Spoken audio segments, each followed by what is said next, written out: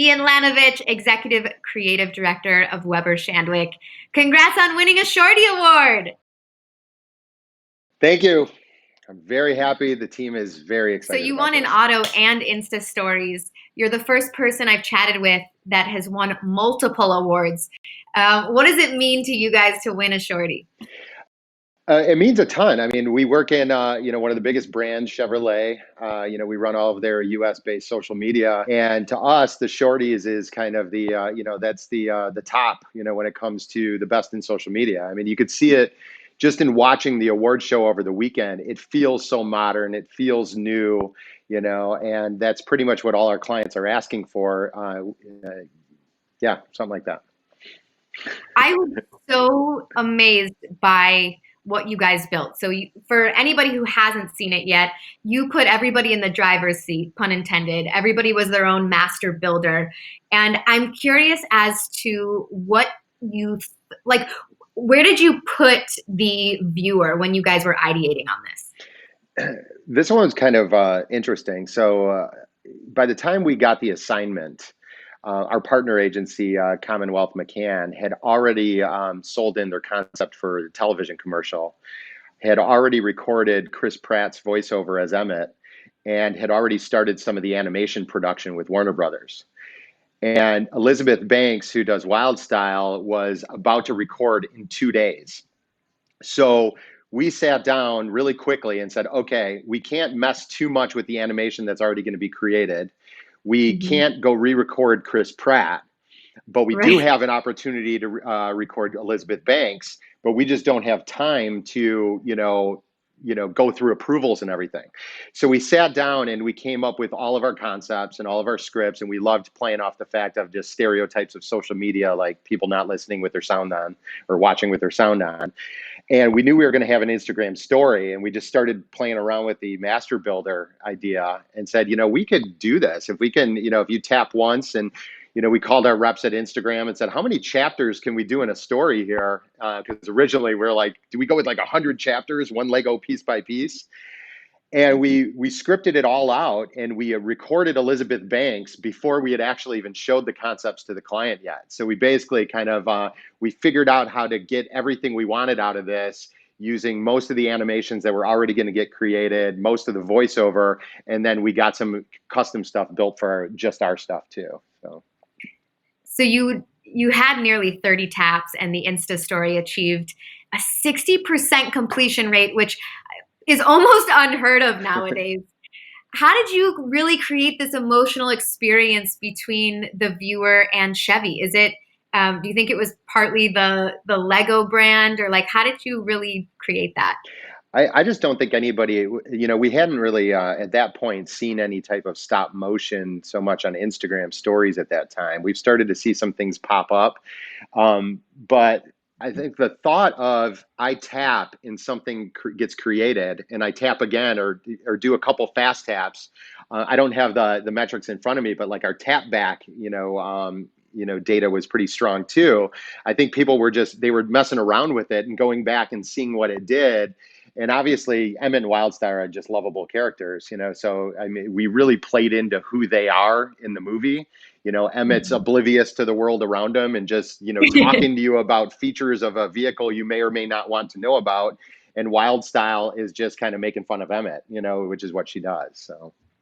Now you said you've seen a few pop up because once something works, then people kind of hop on that bandwagon. But this is actually it's hard to execute in the right way. Can you explain to everyone what makes it so difficult?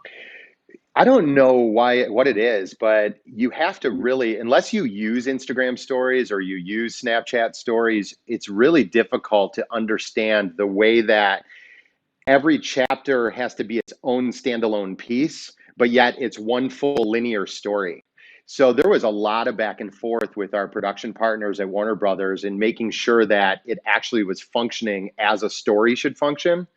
Mm-hmm. And once we got everyone to realize that this was really just one linear story beginning to end, like don't get caught up into where we're breaking all the chapters, then it was like everybody started to rally around the idea. It started moving along a lot faster, and then, yeah, we were basically able to just chop it up into the segments, that we felt would give the best user experience. I think it's so cool to permeate the social zeitgeist because digital is a vast land. And when you do something like this, you and your team must have put so much hard work into it. What is that celebration like? This one's been really fun. I mean, we really did. I mean, like we started this production back in well, it ran in February, and we started the production late the prior year, and it was kind of go go go from day one. You know, from that second that we got the assignment, we were already kind of behind, and then quickly getting it sold in, getting everybody to rally around how cool the concepts were, you know, then working with Warner Brothers to basically pull it off, you know, and the whole time, you know, we're the ones that were the experts in social. So making sure that, you know, we're not just taking what we were given, but we were really looking at what we were given and is it going to work the best for social, and going back and forth until we felt it was right. Um, and then watching it just go live, like, you know, I mean, that's the coolest thing about working on social is like the second you know, if you work on television commercials, it might run in a market you're not even living in, you know, but with social, you can instantly basically share it to the world and get an immediate response. So I think everybody on our team really loved this body of work. That feedback loop is what gets influencers into some trouble. So I know what you mean. So why do you think the Shorty Awards are important to a brand agency? I mean, I think just, you know, social, you know, as much like I started in digital when digital was really early, you know, early 2000s. And I remember when it hit like 2010, we used to say, well, we're actually adolescents now. People are finally starting to, you know, understand digital a little bit more. And I think we're kind of that way with social right now. It's like, you know, paid formats are changing, you know, clients are definitely, especially even now going through COVID, it's like they're looking for, you know, where do they put, you know, some of their media dollars, and they're definitely looking at digital platforms and social. So a lot of people are taking it much more seriously now than what they were maybe, you know, 5, 10 years ago. I love that you brought that up. I'm so curious as to your insight on this because, you know, during COVID, we're seeing brands spend less money on advertising. And at the same time, we've never had as many people as engaged as they are streaming and on social. What do you think the trends are going to be in the coming months as things are ever changing? It'll be interesting to see. I mean, there was a video that was pretty interesting that I seen on YouTube that somebody actually took all the brand commercials that are running at the start of COVID, and they basically said, everybody's message is identical, and they created a mashup showing like all the same kind of audio, you know, music being used, all the same messaging, all the same ends. And you know, so I think there's going to be a little bit of a fear to do what everybody else is doing and make sure you're doing something unique. It'll be interesting to see the balance of, you know, when's the right time to go back to kind of standard programming, or, you know, when's the right time to add humor and things like that. You know, obviously when you were dealing with a situation that's so serious. So I think it's going to be like a slow roll, but a lot of us, like yourself and me, we don't really know what we're in for here. We don't know how long everything's going to last. We don't know what tomorrow is going to be like, or 2 months, or, you know, 2 years even. So it's hard to predict, you know, where things are really going to be going. But I think you're going to see a lot more authenticity, I think, from brands, and a lot less hard sell. So. Interesting. Thank you for that. How has winning the Shorty Awards affected your team or the company? Our team was super excited. We had a kind of a viewing party. You know, like you know, we had it on everybody's calendar, just like it's a meeting notice. You know, you know, I work in the Detroit office. You know, so we had the two wins. We had another finalist, and we had a gold.